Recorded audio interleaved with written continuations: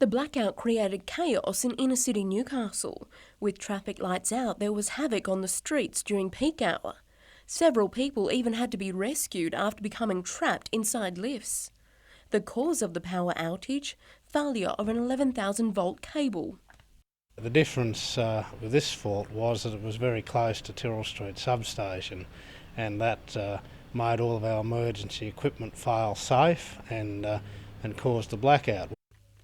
Businesses and homes were progressively brought back online for safety reasons, the last having power restored at around 9 p.m. Our general compensation policy is not to cover businesses for loss. We believe that businesses should cover that risk themselves, and indeed generally they'll find that under their normal insurance policies that will be covered. Domestic loss is certainly something that we're happy to accept claims for. Energy Australia has plans to replace the ageing Strait substation, which is the main supply point for the Newcastle CBD. But really, to expand the substation in line with expansion in the city, we've got to build a new one. We intend to build that behind the existing site. We've secured land and adjacent properties to minimise the impact on the surrounding communities. Tanya Carlisle, NBN News.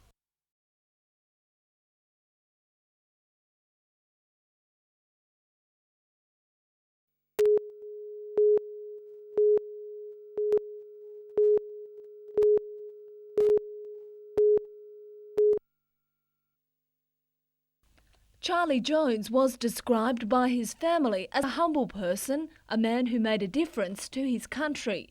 This afternoon, former Prime Minister Gough Whitlam fondly remembered the contributions of his former Transport Minister. When a journalist asked me what would happen to the government if I fell under a bus, I responded that, with Charlie Jones's improvements in public transport, that was unlikely to happen. Mr Jones died from a heart attack last Thursday, aged 85. He was Lord Mayor of Newcastle during the mid-1950s and Minister for Transport and Civil Aviation during the 1970s.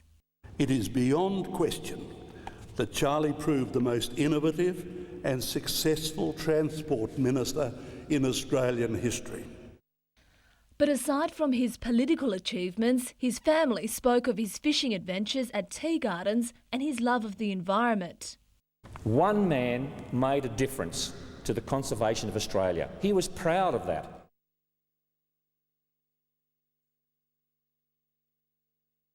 He is survived by his wife Doreen and their 2 children. Lyndall Derrig, NBN News.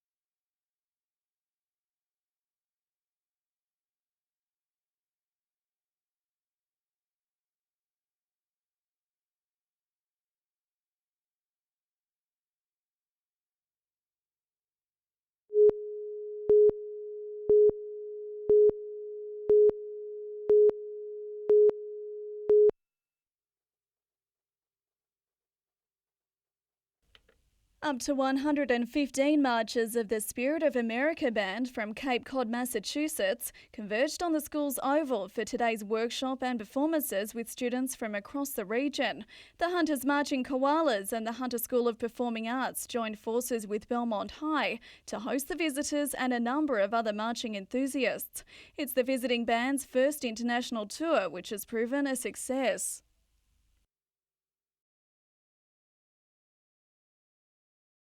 A lot of what we've done in the past here in Newcastle with both the bands here has been based on a model from America. So a lot of it's not new, but there are some students out there who are not in Koalas or Hunter School Performing Arts Band that have just come in today, and it's all very new for them, so it's really good for them to be here too. Sarah Bamford, NBN News.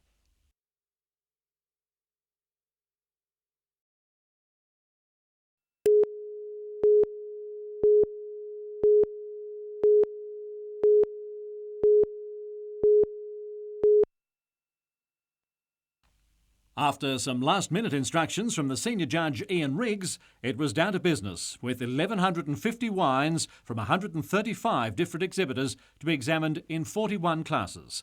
And the National Panel of Judges has only 3 days in which to do it. Only wines produced from grapes grown in the Hunter Valley, the oldest wine region in Australia, are eligible. We've got one eye on the past with Semillon, Shiraz and now Chardonnay, and it's what this region does best. So we drink wines from the last 30 years and we know what the Hunter does, but at the same time we also want to know what is in the future for us. It's not so much a competition between exhibitors as a quest to ensure that the characteristics of Hunter wine are preserved. All wines in a particular category could win gold medals if they're good enough. That great French word which we never use, terroir, which is the distinctiveness of this area, and that's at the end of the day what it's about. Individual trophies are awarded in each of the various categories, and they'll be presented to the successful exhibitors at a black tie dinner at the Singleton Civic Centre on Thursday night.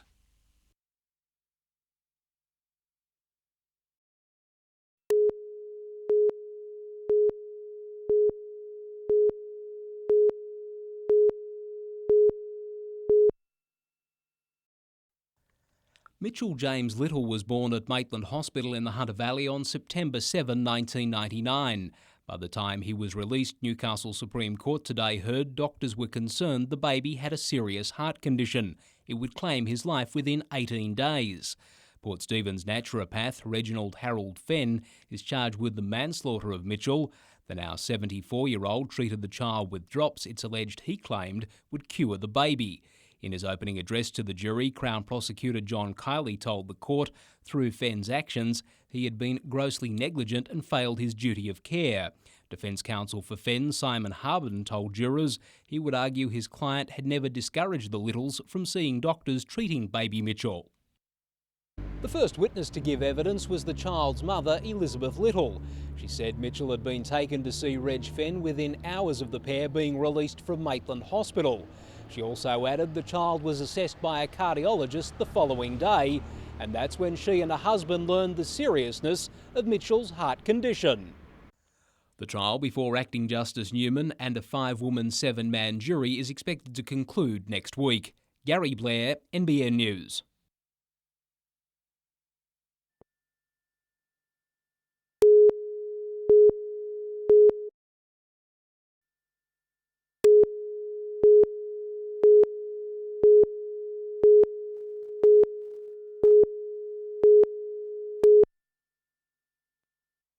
Last month, we brought you the story of the technology classroom, which is proving a winner among staff and students at Maitland Public School. Now the concept will soon be showcased to principals across the state. Today, Education Minister Andrew Revshorgi was given a first-hand look at what can be achieved. Students delivered a sleek PowerPoint presentation of a standard usually only seen in the corporate sector. And having computer skills is a way of making sure that you do have those skills ready for any job, for taking on the world. The Year 5-6 students can also find their way around the web and use sophisticated applications such as Excel. I've learned how to use PowerPoint, Word, Publisher. Parents say it's amazing just how quickly the young minds adapt to new technology. When she started off here, I was teaching her things, now she's teaching me things. Meanwhile, Cardiff High School has also been given a boost. More than $250,000 has been allocated to set up an IT skills centre. Lyndall Derrig, NBN News.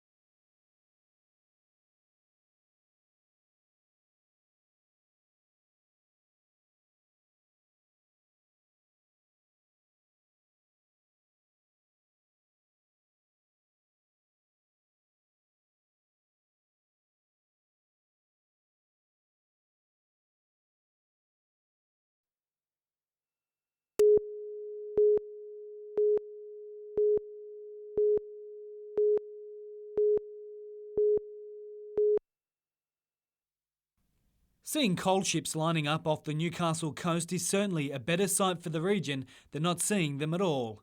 But despite plenty of interest from buyers, the Hunter coal industry agrees the delivery of service could be better. Estimates are that the current market opportunity is over 80 million tonnes a year, and the future is possibly over 100 million tonnes a year, so that there's certainly room for more loading capacity.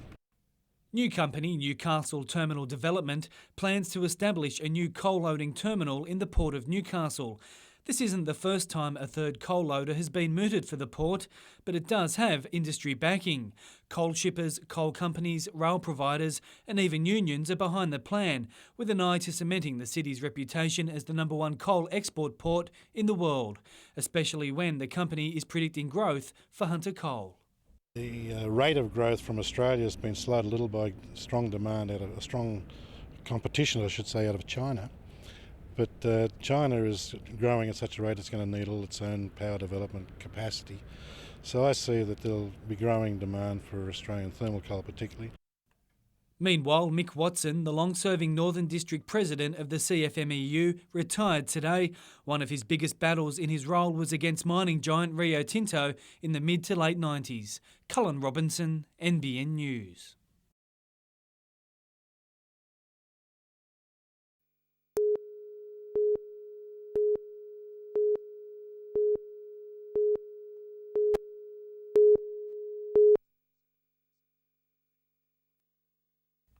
In 2001, then Health Minister Craig Knowles said the state government would be there if the Sisters of Mercy's attempt to find private funding for the redevelopment of the Mater Hospital failed.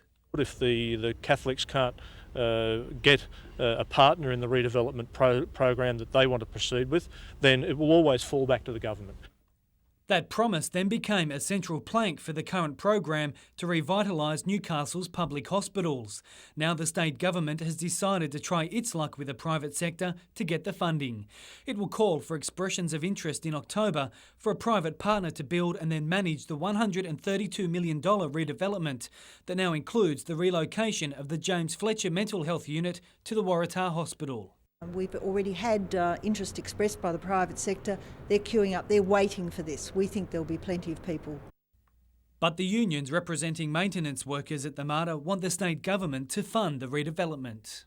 In a letter handed out to our people today, they've said that this private company will be maintaining their own buildings and they can opt to work for the Mater or for the private company. Now, we see that as being absolutely ridiculous. It's just unworkable. Work is expected to start on the site in September next year, even if a private partner doesn't come forward.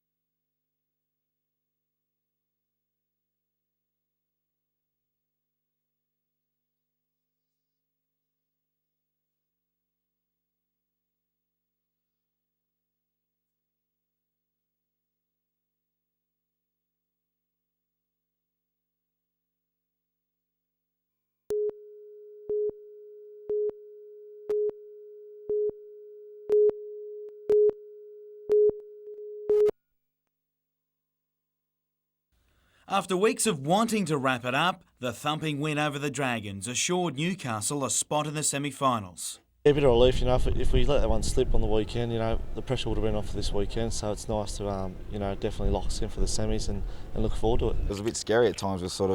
We weren't there and we weren't in the top 8, and it's something that the Knights aren't used to, and we're really glad that we're there. Overshadowed somewhat by the departure of his captain and other club concerns, the Test Ray continues to lead from the front despite his own injury problems, but he's more concerned with the state of his new skipper. I probably wouldn't hurt BK maybe to have a week off this week. It depends what Hayes wants to do. No guesses for what Kennedy prefers to do, but only time will tell. It's been a frustrating season that way, but we're still in it, so still smiling. And so the captain should. The 42-8 win means so much to his side on so many levels. Tamana Tahu's 3 tries on return from injury was a personal highlight, while not conceding a point in the second half pleased everyone. If you ever look at the Warriors game and St George's game, we're really finishing off the 80 minutes and putting teams away late, so it's a good sign. Jim Callanan, NBN News.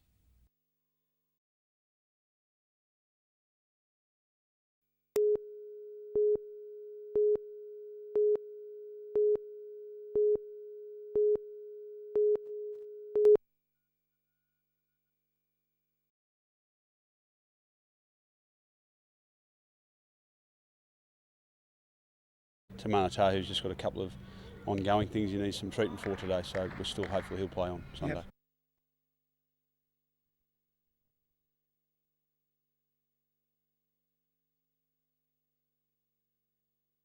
I've really relished the last couple of years I've had the opportunity to be here, and I'm disappointed to be leaving, but excited at the challenge also.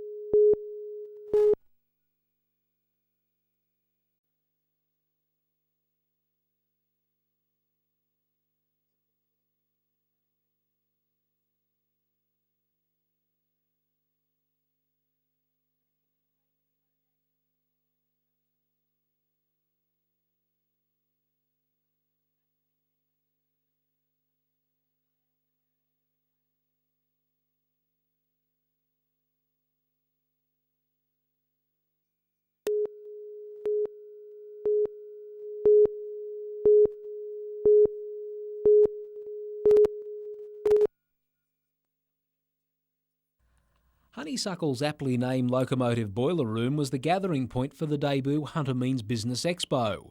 With 1 in 12 households in the region now operating a home business, it was an opportunity to showcase part of the modern face of Hunter business and for the operators to get together. It was also a chance for business to discover a range of government assistance programs to help them survive. They don't have a lot of time to find it, and it's a matter of assisting them, find their answers. They're there, it's just a matter of spending a bit of time for them. So it's our job to sort of help them navigate their way through that maze. The Hunter Valley again showed its export focus, displaying the escargot of Conjiwoy and other produce readily available to locals along the Hunter Harvest Farmgate Trail. There was also motivation from renowned body language expert Alan Pease, who observed that the personal presentation of Hunter business people shows they do mean business. They're very open, very friendly, lots of smiling, lots of touching and grabbing and uncrossed. And I live in England most of the time, and there's a very big contrast from there where they tend to be cold and grey and closed up. If it's deemed a success, the expo could be staged again this time next year to highlight Small Business Month. Gary Blair, NBN News.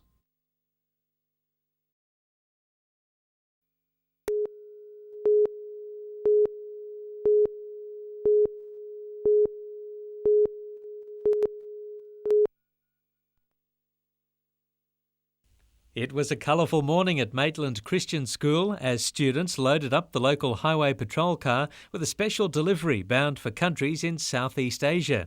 More than 150 parcels containing toys, lollies, drawing equipment and personal hygiene products will add to 146,000 gifts from schools around Australia taking part in Operation Christmas Child.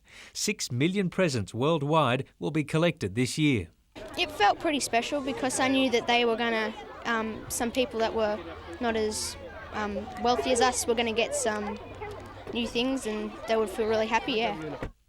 Meantime, Education Week is in full swing in the Hunter.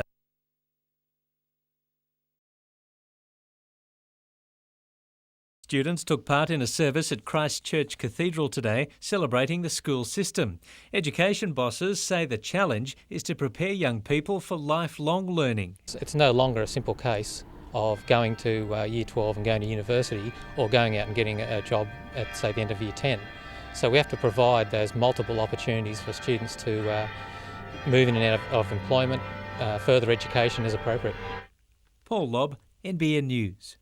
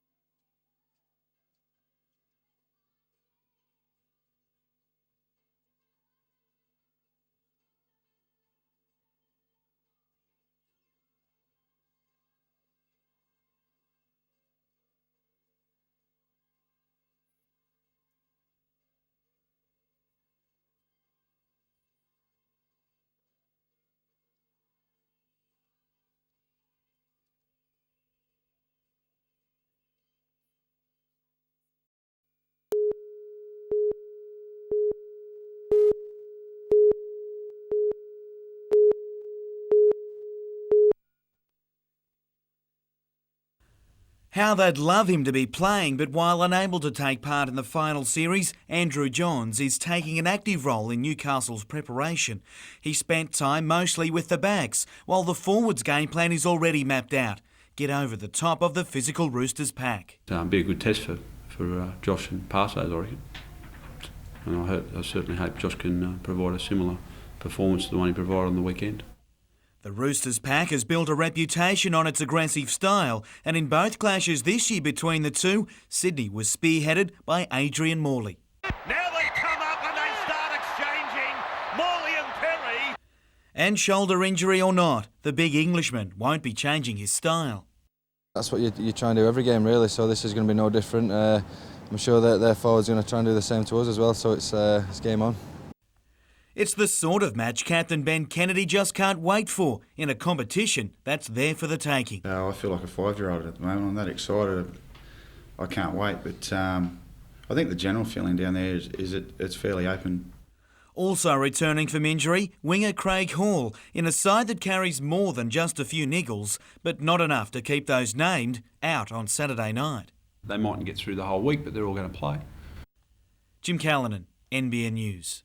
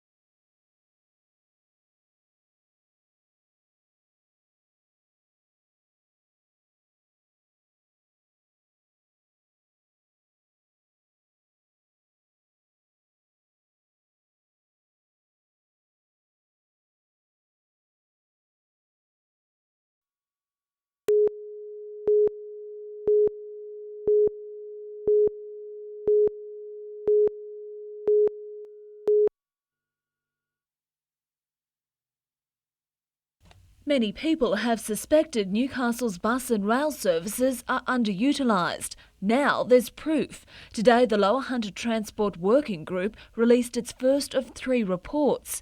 It found 80% of people don't use public transport at all. If they do, buses are the preferred option, and a mere 0.8% of journeys are made by rail.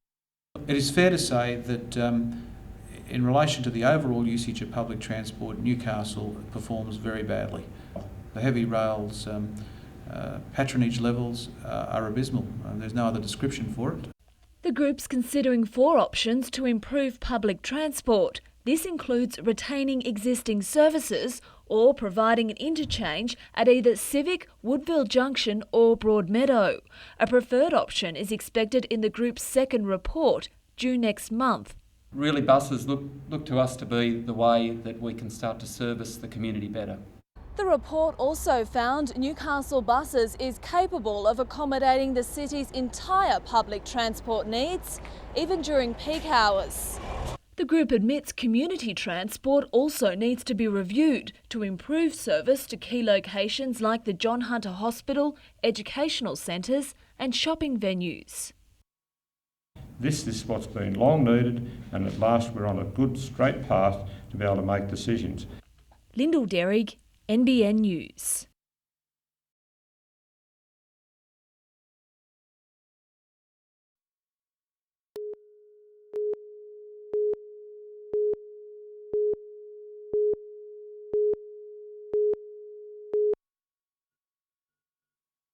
It may have been all smiles today between the two skippers, but neither seemed willing to let go of the famed trophy. Cardiff is aiming for back-to-back titles after striking a rich vein of form at the right time of year against its old rivals. No love lost at all, but that makes for a great game. It's probably the most even game that we've had in the grand final over the past 6-7 years, so it's going to be fantastic. It'll be great to see. In just his first season in Newcastle, Jason Kalupas has been the one to watch, winning the Best and Fairest award. It's the flag his club wants after last tasting premiership success in 1995.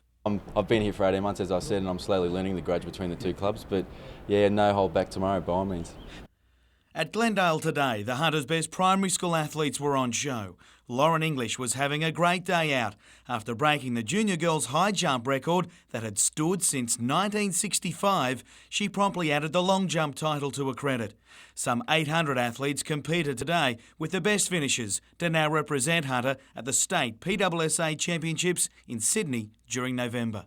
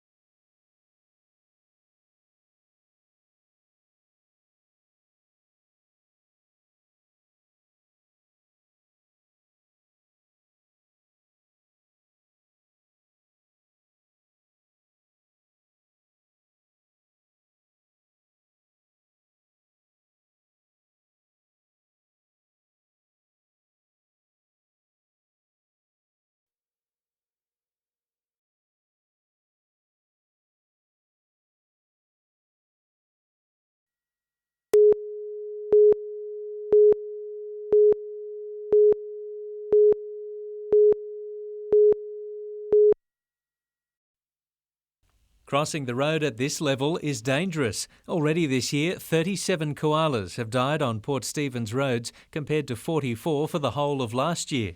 Jasmine is one of the lucky ones. She was rescued 10 days ago after being struck at Williamtown. Well, the figures speak for themselves. With 3 months to go and we're so close to last year's target, we are fearful that we're going to lose that many and more again this year.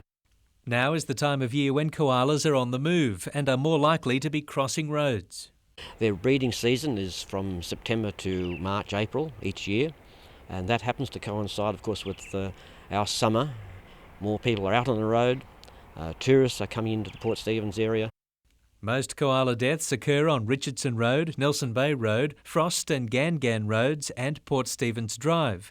Carers want motorists to slow down when they see warning signs and to report any hits on 0500 502 294.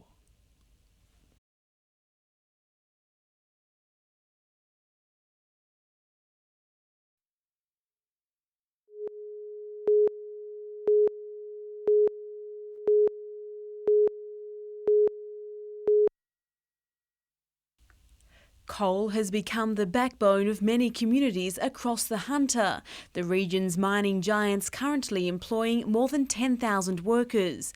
Exactly how a coal mine operates may remain a mystery to some, but a newly opened coal industry centre aims to change that. There's been a bit of a focus on the wine country and not so much on the mines, and I think that because the mines have been such an important economic source of income for many families in the Hunter and for Australia, it's very important in this centre.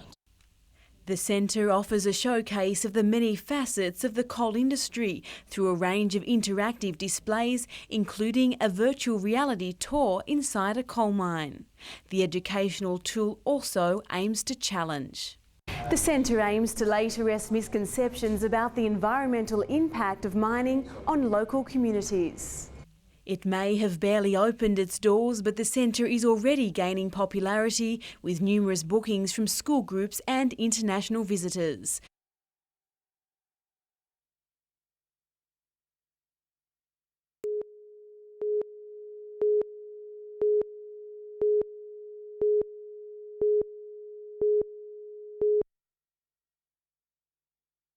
From Mayfield to Malaysia, for the next 4 years, Michael Little will be known as the World Cup champion. On just his first trip away with the senior national team, the 24-year-old stunned the 10-pin bowling world and became the first Australian male to win the title. I was just in shock. Didn't really expect to go that far at all. The win means he'll get invitations to compete at events around the world. It's Mexico that Anne-Marie Putney heads to on Thursday for the World Masters. Michael's wife Amanda won it 4 years ago, so hopefully I'll have a chance of winning this one. A fourth placing is her best finish in 4 attempts at the coveted crown. Her sights are clearly on a clean sweep this time around. I feel really good, and I've practiced last night and I've practiced today and I'm practicing again tomorrow, then I fly out Thursday, so hopefully I'll do really well over there. The pair, along with Michael's wife Amanda, will also contest the Australian titles in Queensland next month. Jim Callanan, NBN News.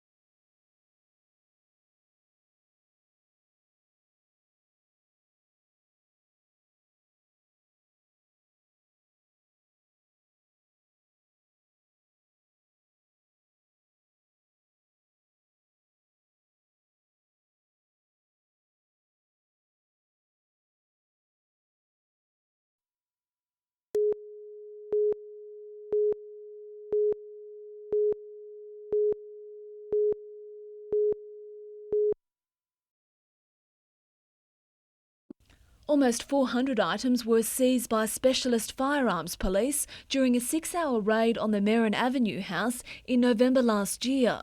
Today, Ian Ross Cromarty appeared in Newcastle District Court for sentencing. The court was told the 61-year-old was passionate about firearms. He was a respected gunsmith, a keen student of military history, and as a member of the Newcastle Pistol Club, won several championships for shooting at a national and state level. While the Crown Prosecutor pointed to the fact that most of the weapons were in working order, it was revealed, contrary to reports, the rocket launcher found was a harmless inert fiberglass tube and could not be reused again. The defence argued there was no evidence to suggest the gunsmith was trafficking the firearms. Judge Ralph Coulahan said while he accepted Cromarty had no intention of dealing with the arms in an illegal manner, he said the real danger is that they may have fallen into the hands of the criminal element.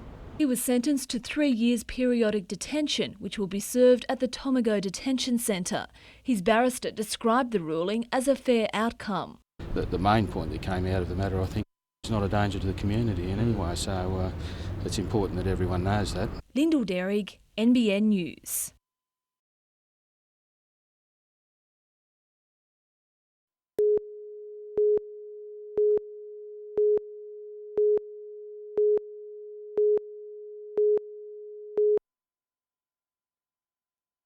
It was a grand final win 26 years in the making. A fortnight ago, Cessnock defeated Raymond Terrace in a nail-biter 22 points to 20 to take its first grand final in over a quarter of a century.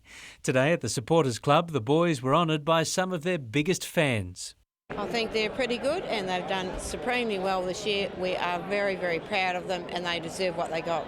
They're just a great inspiration. They've done so well this year and they're a great team to follow. All the players were given a gift by the City Council to mark their achievement, as well as half an hour of free drinks at the bar.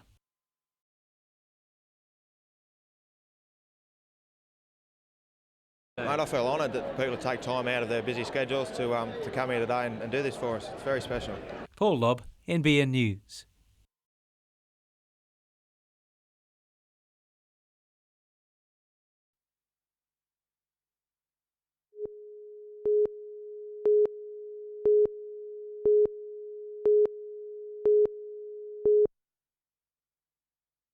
Hours of training are starting to pay off for these triathlon stars of the future. Siblings Melanie and Brendan Sexton from the Maitland Triathlon Club and Joel Cook from Tomaree have all won places on the Australian team to contest the Junior World Championships in Queenstown, New Zealand in December. It's not a bad effort considering places on the team were tight and they all trained together. I don't really know what to expect. I'm just going to go there and try my hardest and see what comes out of it. It's supposed to be pretty hilly. The bike course is supposed to be hilly. It's New Zealand, so. All three are competing in the elite under-19s. In Melanie's case, she'll be racing girls 4 years her senior. The course will consist of a 500-metre swim, 20-kilometre ride and 5-kilometre run, but all are confident that with a bit of luck, they can be there at the finish. And in training partners Joel and Brendan's case, that wouldn't surprise anyone. It's good to have someone around my level and who I race against, and we can always talk about tactics and stuff for races, and we know how each other race and we work on each other's weaknesses, try and make each other stronger. Colin Robinson, NBN News.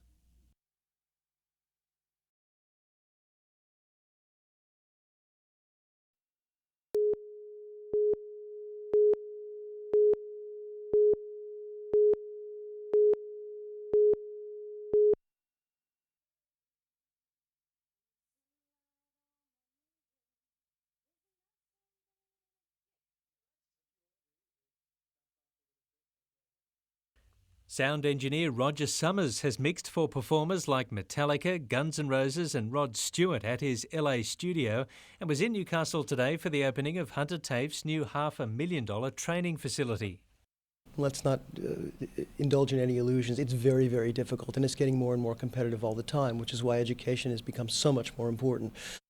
320 students are enrolled in music, business and technology courses this year, learning from 27 teachers, most of whom work in the music industry. They have to understand what copyright is. They have to understand what's in a contract. They have to understand the difference between a publishing deal and a recording deal, those kinds of things. Back when this was just a cottage industry 25 or 30 years ago, it was a lot easier to break into as long as you had a bit of tenacity and you didn't mind not getting very much sleep for a while. Now the competition is very, very stiff and people's level of knowledge and expertise has to be at a high level just to walk in the door and get an internship. Paul Lobb, NBN News.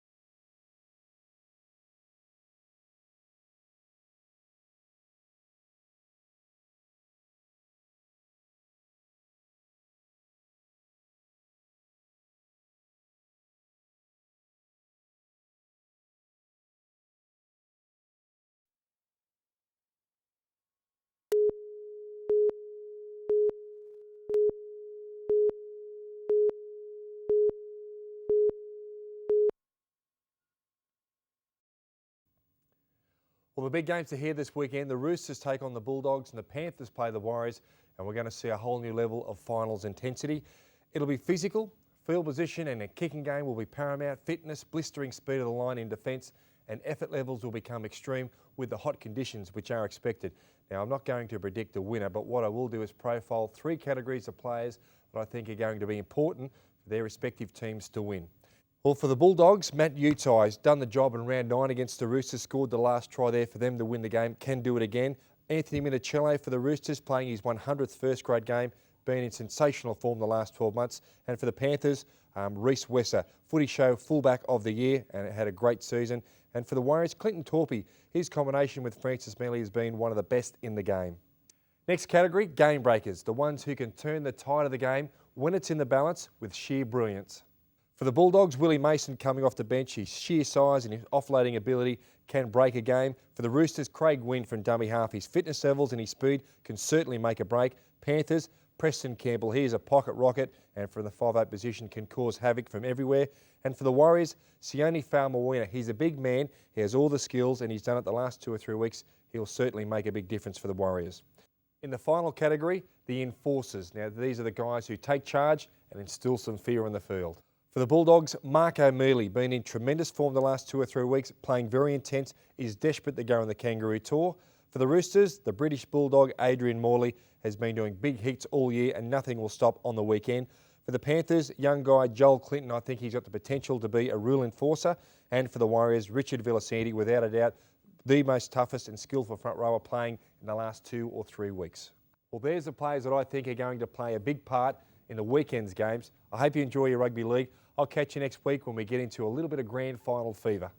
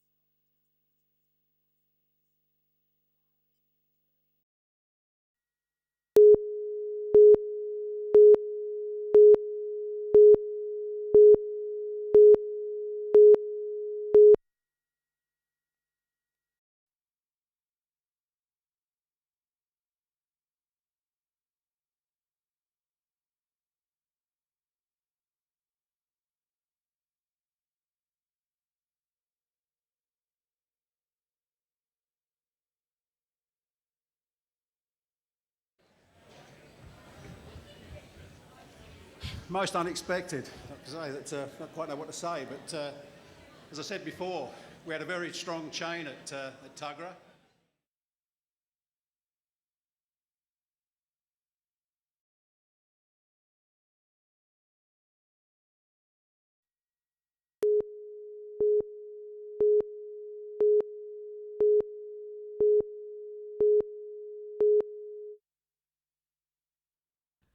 Whether they travelled from Western Australia and Tasmania or lived in the host city, athletes for the National University Games were always going to kick off the week-long sporting event in style. Gathering on Newcastle's foreshore, teams were keen to show their talents weren't limited to just the playing fields. A more traditional welcome was performed by representatives of the local Indigenous community before the Games could begin.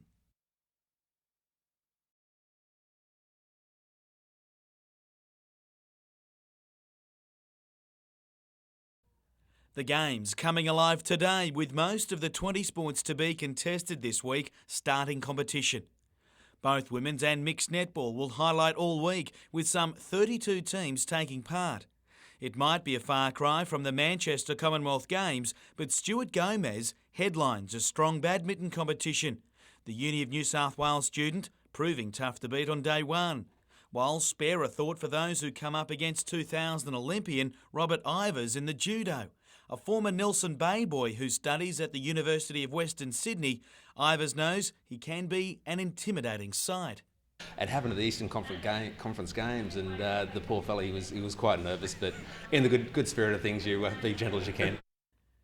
You don't have to look far, though, to realise these games have a face of their own. With ultimate frisbee on the list of events, you know the real emphasis is on participation.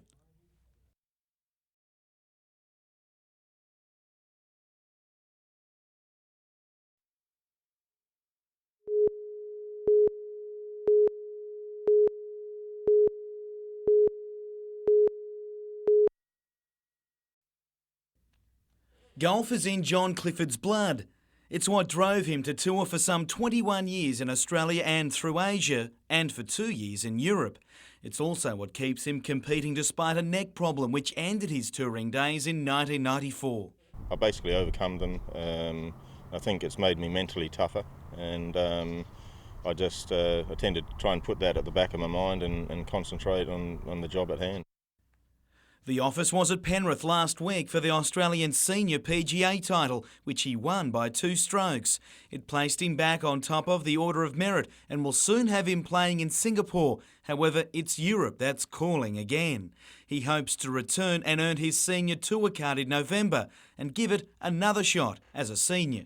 In the bottom of my heart, I think I've always been a player rather than a club pro, and now that I've got a second chance to get out there and play, that's what I'm hoping I can get back to it.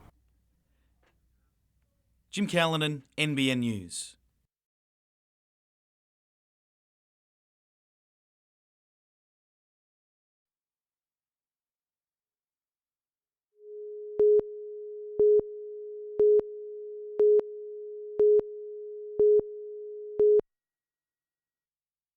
Even back in the 60s, the success of Newcastle's Matara Festival was a controversial topic, as NBN reporter Jeff Greaves discovered.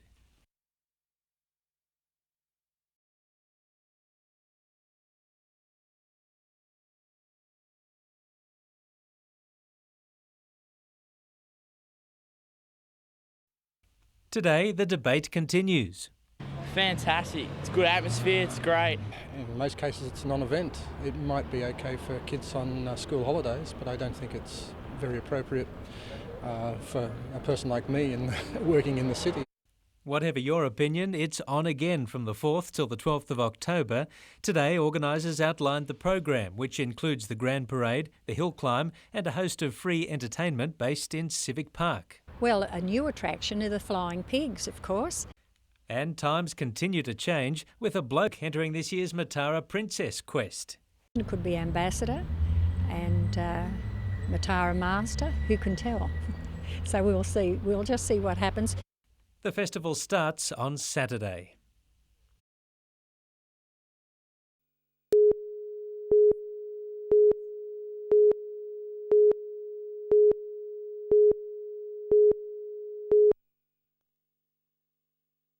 It was a glittering affair last night as Newcastle Council awarded its annual Service Award to dance icon Tessa Maunder. This award is made in recognition of outstanding contribution to establishing Newcastle's reputation as a national centre of dance excellence and the opportunities that has provided to the city's youth. I really feel deeply in my heart for every one of you, my friends, my former students. The 80-year-old has now retired from her own studio, but still regularly teaches. Newcastle has produced many wonderful dancers, wonderful ballet dancers, and the most excellent teachers have come out of Newcastle. I'm sure Newcastle can be proud of every one of you. Meantime, over at the Dance and Performing Arts Academy on Beaumont Street at Hamilton, some up-and-coming performers are staging a holiday musical, The Adventures of Captain PJ.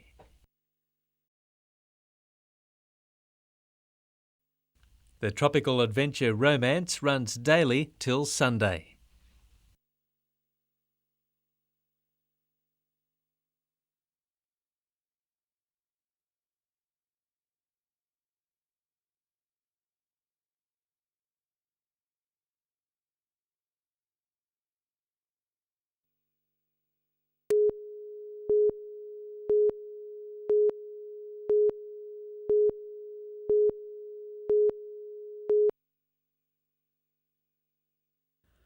Day 2 of the Games, but the first for the swimmers, and you didn't have to look far to see it was going to be a competitive meet. Monash Uni's Brenton Rickard recently swam for Australia at the World Championships in Barcelona and the national uni team in Korea. Teammate at that meet is captain of the University of West Australian team, Adam Lucas, and the pair will renew rivalries tonight in the 200 individual medley final, an event Lucas is ranked third in the country for. The 200 backstroke last year broke the record, and I was pretty happy with that. But yeah, I'm moving more towards IM now, so I'm looking forward to getting the 200 IM this morning and have a good shot at that record there. Taking silver at the Uni Worlds for the 100-metre butterfly, Queensland's Katie Corcoran is a raging hot favourite tonight to make it 3 national titles in a row. It's good to have something different and be a bit more relaxed and just enjoy the sport a bit more. Diving also got underway today, and while Olympian Ludi Torquay will compete tomorrow, Christian Brooker got a chance to take a dip back in his old pool today. A Newcastle boy, the former world junior champion, now studies in Sydney. It's Melbourne Uni that Ben Loftus-Tens, and the former Olympic volleyballer was literally head and shoulders above his opposition. They'll be tough to beat for the overall title, even though rivals Monash provided tough opposition today.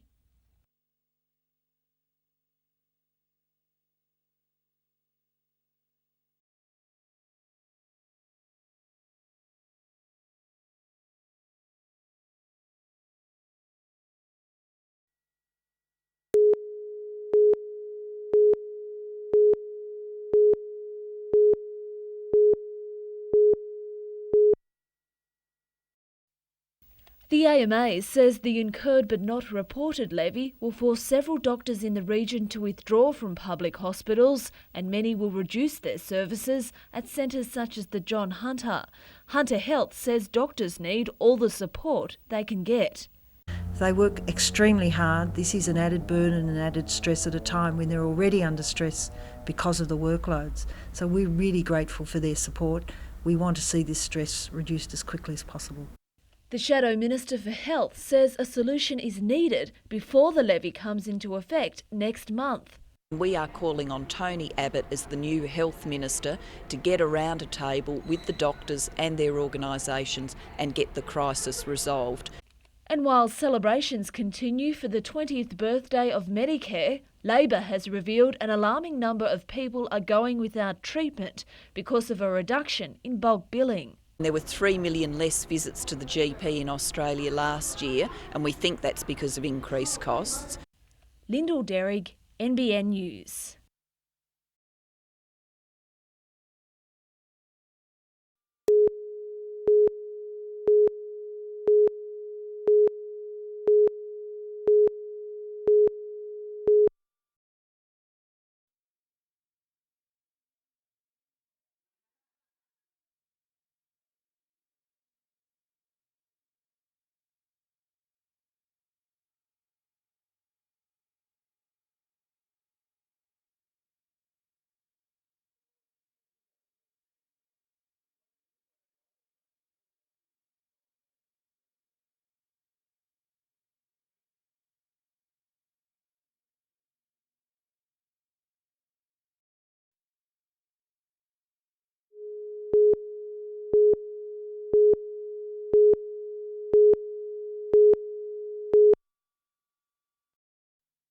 The sign that sums up tourist accommodation in Newcastle at present. With demand so high, Ibis Hotel manager Kate James says not even a cancellation can switch off the full house sign.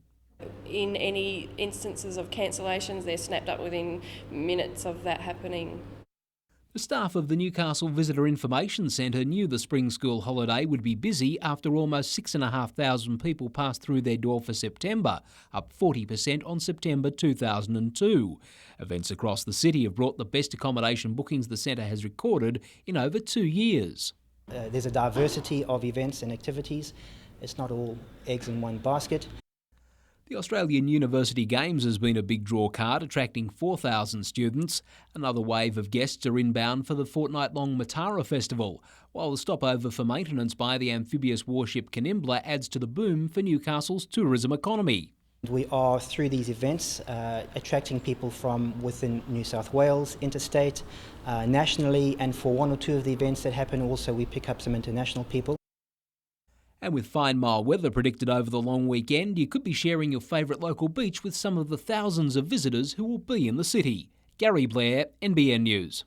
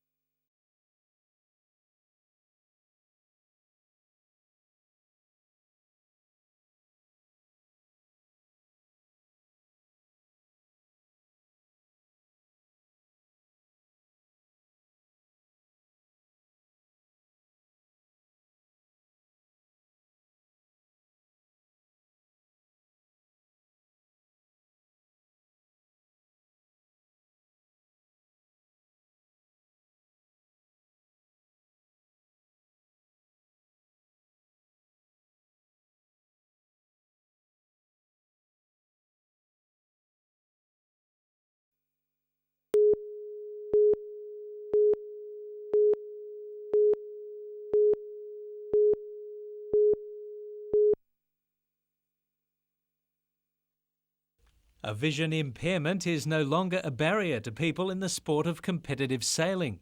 Australia's first blind sailing regatta was held today at Grahamstown Dam near Newcastle, attracting sailors from around Australia and Italy.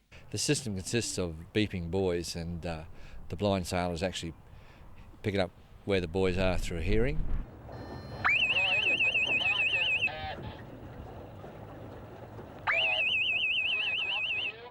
Each of the 3 buoys that make up the course emit a different sound for the sailors to target. A separate device on board tells the skipper if the boat is on a port or starboard tack. The start line consists of 2 buoys, one on each end, and they can come up and tell which side of the start line they're on, because when you're sailing, you're always going to sail into the wind for your first leg. So if the breeze is in their face, they can hear the noise up that end and that end, so they must be on the right side of the line. There's bound to be the odd collision, but all in all, the new technology has opened up a whole new world of competition for the sight impaired. Paul Lobb, NBN News.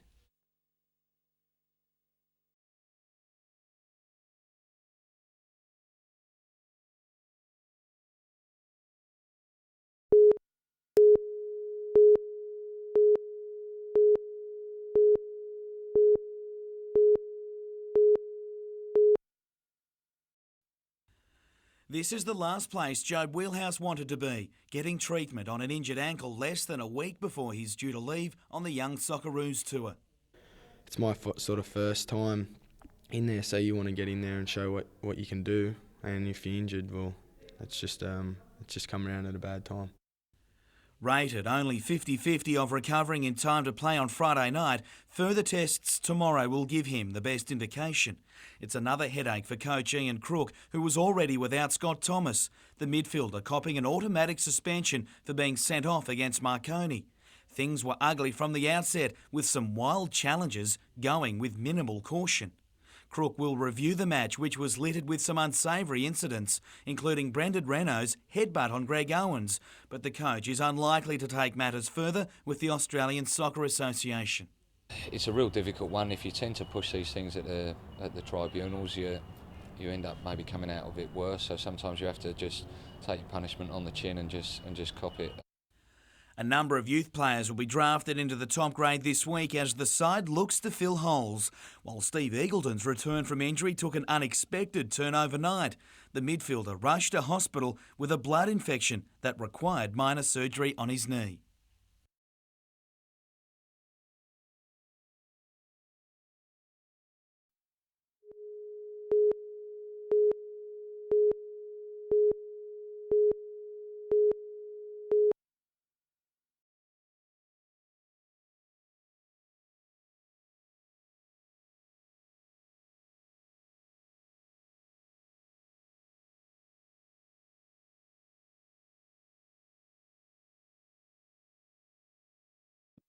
A huge relief, and I suppose the last few weeks is you've been training away and thinking, well, there's a chance you won't get picked, so you're training for nothing, but it's good that it's paid off.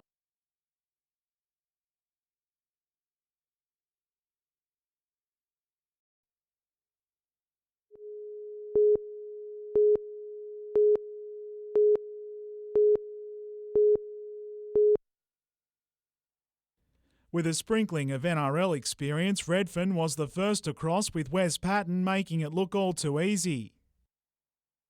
Nothing, it seemed, not even a 14th player, gave Newcastle the upper hand, unable to take a trick. But Redfern had no trouble working its magic, with Nathan Simpson finishing off. The Emus came off second best in this scuffle, with Redfern awarded the penalty and celebrating try number 3 soon after. But Redfern's Wes Patton soon stumbled, given 10 minutes in the bin to rethink his on-field behaviour. One man up, Newcastle still failed to capitalise, and when tempers flared for a second time, Redfern's Robbie Simpson was sent off and Steve Lake from the Emus sin bin.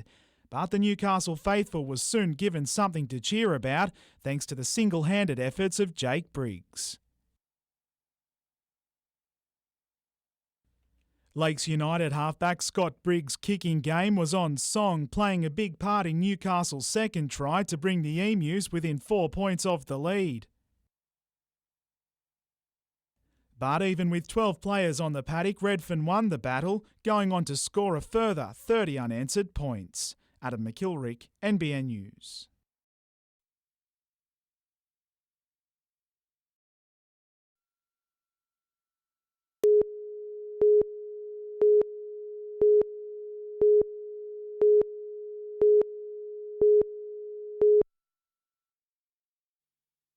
You don't have to be an opera lover to appreciate the talent of this man.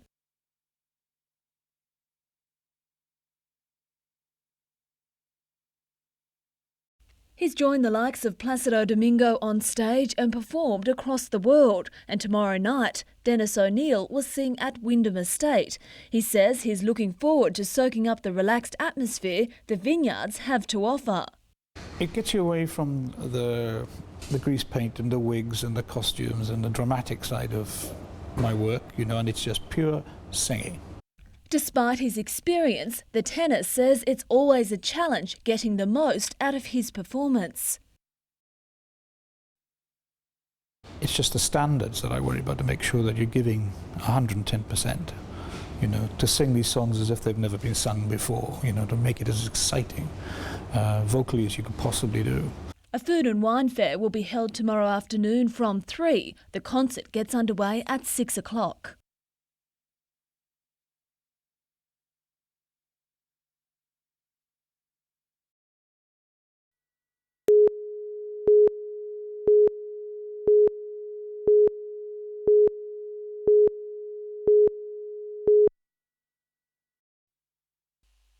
Chris and Jenny Hughes are now the proud surrogate grandparents to Kurrambong twins Rebecca and Michaela.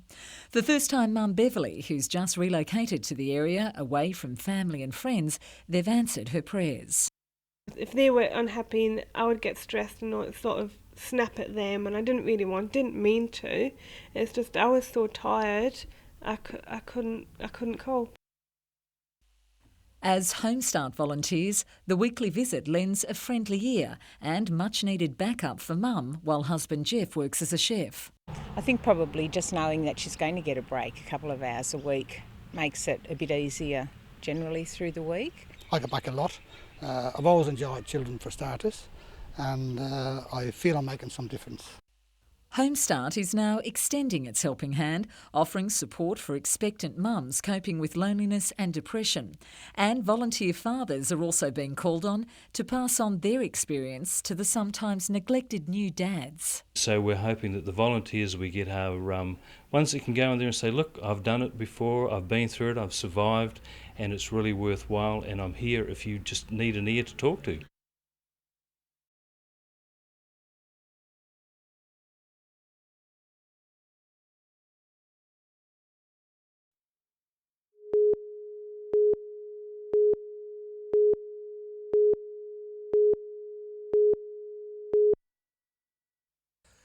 The plan was to build a second mini power station like this one at Warkworth, south of Singleton, near the Bulga Colliery, to use coal washery waste. It's at this stage the only solution to one of coal mining's environmental headaches. While the Department of Infrastructure, Planning and Natural Resources believes there are environmental benefits from the process, another environmental consideration, greenhouse gas emissions, saw it recommend that Redbank 2 be rejected because it wasn't in the public interest. The state's National Party now wants the Carr government to explain if the rejection has anything to do with earlier legal action between Redbank and its customer, state government-owned electricity supplier Energy Australia. My understanding is that if Redbank 2 did not proceed, then they were let out of the contracts. That's why the government has got to answer questions and explain why hundreds of jobs have been lost to the hunter. The Nationals are now demanding access to documents on the Redbank Energy Australia deal, information they also hope will be publicly aired when Redbank 2 takes its refusal to the Land and Environment Court. Gary Blair, NBN News.